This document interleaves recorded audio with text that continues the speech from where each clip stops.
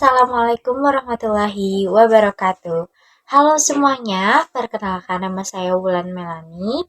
Saya dari kelas A3 PGSD angkatan 2023 dengan NIM 230602944. Pada kesempatan kali ini, saya akan memaparkan sedikit mengenai pendidikan kesehatan dan juga kesehatan mental. Video ini guna untuk memenuhi salah satu tugas pada mata kuliah telaah kurikulum dan kapita selekta oleh dosen pengampu Ibu Dr. Cucun Sutina. Yang pertama adalah pendidikan kesehatan. Pendidikan kesehatan merupakan sebuah proses pembelajaran yang bertujuan untuk membantu peserta didik dalam memahami, memelihara, dan juga menerapkan perilaku hidup sehat dalam kehidupannya sehari-hari. Pendidikan ini tidak hanya menekankan pada aspek pengetahuan, tetapi juga membentuk sikap dan keterampilan agar anak mampu menjaga kesehatannya secara mandiri. Pada tingkat sekolah dasar, pendidikan kesehatan menjadi sangat penting, karena pada masa inilah kebiasaan dasar mulai tertanam, baik dalam hal kebersihan diri, pola makan, gaya hidup, maupun kesehatan mental. Adapun ruang lingkup pendidikan kesehatan meliputi berbagai aspek, dimulai dari kebersihan diri atau yang sering disebut dengan personal hygiene, seperti membiasakan anak mandi teratur, mencuci tangan dengan sabun, menjaga kebersihan gigi, serta merawat rambut. Kebiasaan-kebiasaan sederhana inilah yang sangat berpengaruh terhadap pencegahan penyakit dan pembentukan rasa percaya diri siswa. Dan oleh karena itu, harus diajarkan secara konsisten sejak dini. Selain kebersihan diri, pendidikan kesehatan juga mencakup pemahaman tentang gizi dan pola makan sehat. Anak perlu belajar memilih makanan bergizi seperti sayuran, buah, protein, serta karbohidrat yang seimbang. Lalu, mereka harus belajar untuk mengurangi mengonsumsi makanan cepat saji, minuman manis, ataupun cemilan yang berlebihan. Pada sekolah dasar, pola makan tidak sehat menjadi masalah umum, karena anak lebih tertarik pada jajanan instan dibandingkan dengan makanan bergizi. Aktivitas fisik juga menjadi bagian penting dari pendidikan kesehatan. Anak SD harus dibiasakan untuk berolahraga secara rutin dan mengurangi gaya hidup sedentari, seperti terlalu lama bermain game atau duduk tanpa bergerak. Kurangnya aktivitas fisik tidak hanya berdampak pada kesehatan tubuh, tetapi juga mempengaruhi konsentrasi dan perkembangan motorik mereka. Pencegahan penyakit merupakan aspek lain yang harus ditekankan kepada peserta didik, seperti pentingnya imunisasi, menjaga kebersihan lingkungan, dan mengenali gejala sakit agar dapat ditangani sedini mungkin. Pendidikan ini menanamkan kesadaran bahwa mencegah lebih baik daripada mengobati. Dalam lingkup kesehatan lingkungan, anak juga diajarkan untuk menjaga sanitasi seperti membuang sampah pada tempatnya dan menggunakan air yang bersih. Lingkungan sekolah yang bersih akan mendukung kenyamanan belajar sekaligus mengurangi resiko penyakit menular. Nah, pada tingkat usia sekolah dasar, pendidikan kesehatan reproduksi juga diberikan dalam bentuk yang sederhana.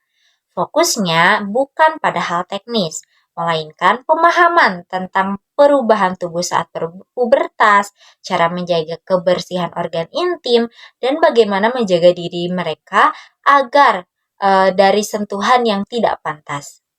Informasi ini penting untuk mencegah dampak negatif pergaulan bebas yang semakin rentan terjadi akibat paparan media sosial, video tidak layak, dan juga interaksi sosial yang semakin sini semakin tidak dapat dikontrol. Banyak sekali kasus anak SD yang mulai meniru perilaku dewasa atau mengalami pelecehan karena kurangnya pemahaman tentang tubuh mereka sendiri.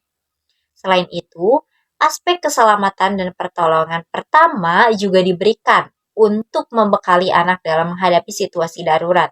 Mereka perlu tahu cara menangani luka kecil, tersedak, atau cedera ringan sambil tetap meminta bantuan orang dewasa.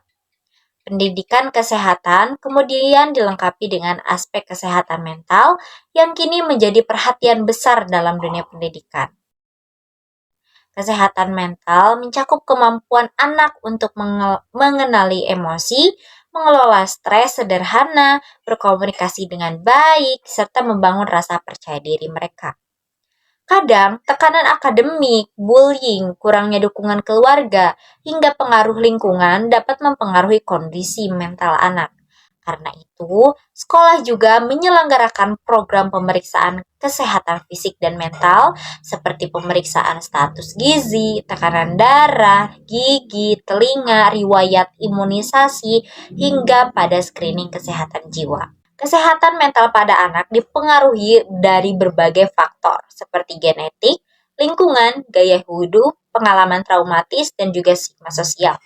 Gangguan mental yang umum terjadi pada anak seperti stres, kecemasan, depresi ringan, hingga perilaku agresif sering muncul akibat tekanan belajar atau pergaulan yang tidak sehat. Untuk mengatasi hal tersebut, konseling pendidikan menjadi bagian penting di sekolah. Konseling membantu anak mengatasi belajar, pergaulan, keluarga, maupun emosional. Melalui pendekatan seperti wawancara, terapi kognitif perilaku, relaksasi, tes psikologi, konselor dapat membantu siswa untuk menemukan solusi, mengembangkan potensi diri, dan mengaitkan kesejahteraan mental mereka. Nah, secara keseluruhan, pendidikan kesehatan dan kesehatan mental di sekolah dasar sangat berperan dalam membentuk kebiasaan dan karakter anak itu sendiri. Dengan pembiasaan yang benar dan informasi yang sesuai usia, anak dapat terhindar dari masalah seperti kebersihan buruk, tubuh kurang aktif, pola makan tidak sehat, bullying, stres, hingga resiko pergaulan bebas. Pendidikan kesehatan yang kuat menjadi fondasi penting untuk menciptakan generasi yang sehat, cerdas, berperilaku baik, dan mampu menjaga dirinya di tengah tantangan kehidupan modern. Pendidikan kesehatan di sekolah dasar tidak hanya tanggung jawab orang tua, tetapi juga guru dan juga sekolah. Guru memiliki peran kunci dalam mengintegrasikan pendidikan kesehatan ke dalam kurikulum dan kegiatan sehari-hari. Mereka dapat menggunakan metode pembelajaran yang menarik, seperti permainan, diskusi, serta simulasi untuk membuat anak lebih memahami konsep dari kesehatan itu sendiri. Sekolah juga dapat menciptakan lingkungan yang mendukung kesehatan, seperti menyediakan fasilitas olahraga, kantin sehat, dan ruang konsultasi. Selain itu, sekolah juga dapat bekerja sama dengan orang tua dan tenaga profesional untuk meningkatkan kesadaran kesehatan. Nah, dalam hal ini, guru dapat berperan sebagai motivator, memotivasi anak untuk mengadopsi gaya hidup sehat. Lalu yang kedua adalah pendidik. Guru harus mengajar konsep kesehatan dan keterampilan hidup sehat. Yang ketiga adalah sebagai pengawas, mengawasi dan memantau kesehatan anak di sekolah. Yang selanjutnya adalah sebagai konselor, memberikan konseling dan dukungan pada anak yang membutuhkan. Dengan kerjasama yang baik antara guru, orang tua, dan juga sekolah, pendidikan kesehatan di sekolah dasar dapat lebih efektif dalam membentuk generasi yang sehat dan juga cerdas. Sekian pemaparan dari saya. Wassalamualaikum warahmatullahi wabarakatuh.